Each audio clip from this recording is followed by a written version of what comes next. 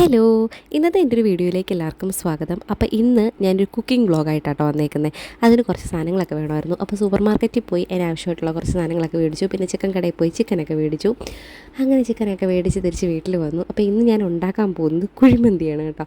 Instagram തുറന്നു കഴിഞ്ഞാൽ ഈ കുഴിമന്തിയുടെ വീഡിയോസേ ഉള്ളൂ കേട്ടോ എൻ്റെ അതിൽ വരാൻ.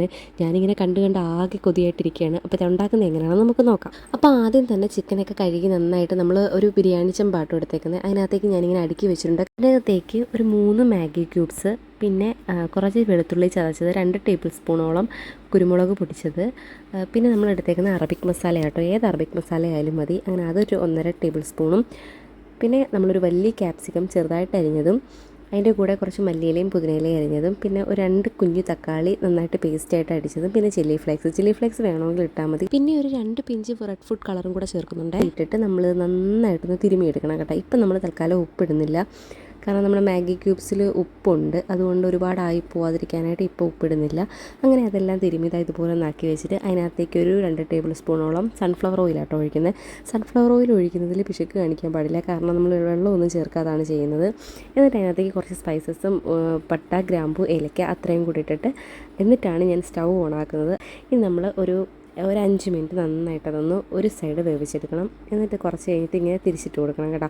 ഒരുപാട് കരിഞ്ഞു പോകരുത്, ഫ്ലെയിമും ഒരുപാട് ഇട്ടേക്കരുത്. ഒരു ലോ ഫ്ലെയിമിലിട്ടിട്ട് മീഡിയം ടു ലോ ഫ്ലെയിമിലിട്ടിട്ട് അത് നന്നായിട്ട് കുക്ക് ചെയ്തെടുക്കണം. അങ്ങനെ എൻ്റെ ഒരു സൈഡിലെ ചിക്കനൊക്കെ നന്നായിട്ട് വെന്ത് വന്നിട്ടുണ്ട് കേട്ടോ. ഇനി ഞാനത് അപ്പുറത്തെ സൈഡും കൂടെ ഒന്ന് കുക്ക് ചെയ്യാനായിട്ട് അതൊന്ന് തിരിച്ചിട്ട് കൊടുക്കുകയാണ്. അപ്പോൾ ചിക്കനൊക്കെ സെറ്റായി വരുന്ന സമയം കൊണ്ട് നമുക്ക് നമ്മുടെ റൈസ് ഒന്ന് സെറ്റാക്കി എടുക്കണം. അപ്പോൾ അതിനായിട്ട് കുറച്ച് വെള്ളം വെച്ചിട്ട് അതിനകത്തേക്ക് പട്ട, ഏലക്ക, ഗ്രാമ്പൂ, പിന്നെ ഒരു ഡ്രൈ ലെമൺ, പിന്നെ കുറച്ച് മുഴുവൻ കുരുമുളക്, അതിനകത്തേക്ക് പിന്നെ ഒരു നാരങ്ങയുടെ പകുതിയും കൂടെ പിഴിഞ്ഞൊഴിച്ചിട്ട് ആവശ്യത്തിനുള്ള ഉപ്പും കൂടി ഇട്ട് കൊടുത്തിട്ട് നമ്മൾ ഇതിനകത്തേക്കായിട്ടോ റൈസ് ഇടുന്നത്. അപ്പോൾ എനിക്കൊരു അബദ്ധം പറ്റിയെന്ന് പറഞ്ഞാൽ എൻ്റെ ആ കലത്തിൽ റൈസ് അത്രയും കൂടെ പോയില്ലായിരുന്നു. അപ്പം അത് മാറ്റിയിട്ട് പുറത്താണ് അരിയെടുപ്പ് ഇട്ടത്.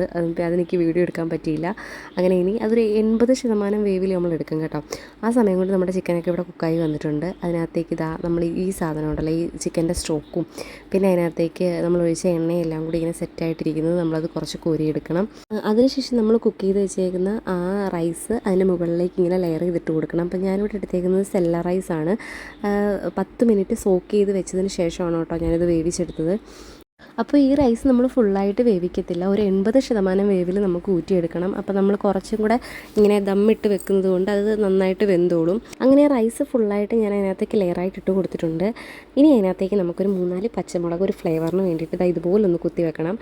അതിനുശേഷം ഞാനിവിടെ റെഡ് ഫുഡ് കളറാട്ടോ എടുത്തേക്കുന്നത്. അതും കുറച്ചിങ്ങനെ സ്പ്രെഡ് ചെയ്ത് കൊടുത്തിട്ട്, മന്തിയാകുമ്പോൾ കുറച്ച് കളറൊക്കെ വേണമല്ലോ, അപ്പോൾ വളരെ കുറച്ച് മതി. നമ്മൾ വീട്ടിലുണ്ടാകുമ്പോൾ ഹെൽത്തി ആയിട്ടല്ലേ നമ്മൾ നോക്കുന്നത്, അപ്പോൾ വളരെ കുറച്ച് മതി.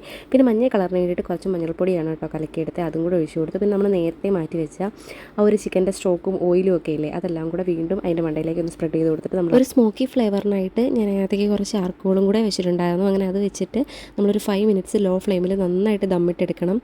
അങ്ങനെ ഞാനത് ഓപ്പൺ ചെയ്യാനായിട്ട് പോവുകയാണ്. നല്ല അടിപൊളി സ്മെല്ലായിരുന്നു കേട്ടോ ഓപ്പൺ ചെയ്തപ്പോൾ വന്നിരുന്നത്. അപ്പോൾ ഈ ചാർക്കോൾ വെക്കുന്ന വീഡിയോ എനിക്ക് എടുക്കാനായിട്ട് പറ്റിയില്ല. അപ്പോൾ അതൊന്നുമില്ല, 2 ചാർക്കോൾ എടുത്ത് വെച്ചിട്ട് അത് കനലായിട്ട് വെച്ചിട്ട് അതിൻ്റെ മണ്ടയിലേക്ക് കുറച്ച് എണ്ണ ഒഴിച്ച് കൊടുത്താൽ മതി. ഇതുപോലൊരു കുഞ്ഞു പാത്രത്തിൽ വെച്ചിട്ട് അങ്ങനെ നമ്മൾ ദമ്മൊക്കെ പൊട്ടിച്ച് നന്നായിട്ടത് മിക്സ് ചെയ്തെടുക്കുക കേട്ടോ. നല്ലൊരു മണം വരുന്നുണ്ടായിരുന്നു, നല്ല ഫ്ലേവർ ഉണ്ടായിരുന്നു കേട്ടോ. അപ്പം ഞാൻ ഭയങ്കര ഹാപ്പി ആയിരുന്നു. ഞാൻ ഉണ്ടാക്കുന്ന ഇത്രയും സക്സസ് ആകുമെന്ന് ഞാൻ വിചാരിച്ചിരുന്നില്ല. നമ്മൾ കടയിൽ നിന്നൊക്കെ മേടിക്കുന്ന അതേ ഒരു ഫ്ലേവറൊക്കെ ഉണ്ടായിരുന്നു കേട്ടോ. സ്മെല്ലൊക്കെ നന്നായിട്ടുണ്ടായിരുന്നു. അപ്പോൾ എല്ലാവർക്കും ഭയങ്കര നല്ല അഭിപ്രായമൊക്കെ ആയിരുന്നു കേട്ടോ. എല്ലാവർക്കും ഇഷ്ടപ്പെട്ടായിരുന്നു.